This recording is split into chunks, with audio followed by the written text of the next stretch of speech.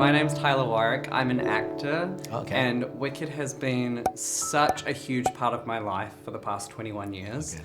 And I just want to start by thanking you so much because I have been dreaming of this movie for 21 years. Thank you. And you just handled it with so much care.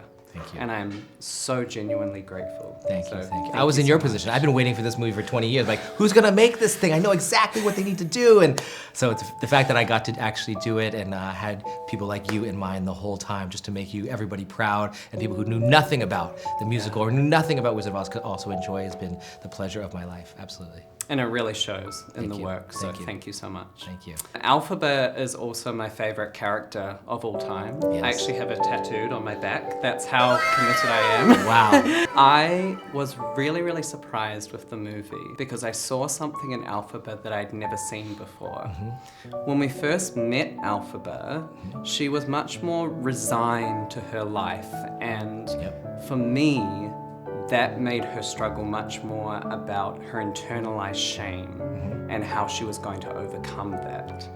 And I was affected in a way that that character has never affected me before. It was beautiful. Thank you. And I was wondering, did you always feel this way about the character, or was that something that you and Cynthia discovered together? I think it's partly discovering together because Cynthia brings stuff that I could never think of beforehand, her own personal wounds, her own personal connection to Elphaba. I bring my own connection to Elphaba because I felt very deeply of knowing how it feels to be othered, and I think a lot of people understand that feeling. And we talked a lot about it before we shot one frame of it. Even before we started singing, we would talk through every lyric. She would say it out loud as if it was a piece of dialogue. So we discovered this internal strength actually from her. This, like you said, sort of a resigned idea of that this is who she is. I mean, you live that long with it. You do have to resign to it, surrender to it at a certain point, and yet you come to school and everyone's telling you to control your emotions, to hide this thing, to prove yourself to someone else, and it reminded both of us of those moments, whether it's in acting school or at film school, or just in life, where people are telling you you have to be something different to grow, and we try really hard, but at a certain point you're just exhausted and you have to surrender again. And I love that in this movie, as we looked for what is the real conflict of it internally for her, that getting to that place again, going back to yourself and looking at yourself, whether you're young or back in the mirror, to say, this is who I am and I am proud of that, and that's the only thing I can be. Whether you accept it or not, so be it. To me, that was where we found the soul of this, and credit to Cynthia. I can't just do that. Cynthia actually is the one who has to do it. It's why she deserves every flower that she's getting right now. Every flower. Yeah. Her wizard and I broke down. Me too. Tears. Me too. You You should have been there when she was doing it live in front of everybody. It was, yeah. I don't know if I would have made it through. Yeah, we barely made it through. I also love some of the changes with the other characters. Yep. Madame Morrible was super interesting to me. Great. Slight changes. For example, she's no longer head Shizdris. Yep. And I found that very interesting. Yep. How did you come about those changes with Madame Morrible? The main thing for Madame Morrible for me was, in the show, you already know that she's pretty evil. I mean, her name is Morrible. That's a hard thing to get over.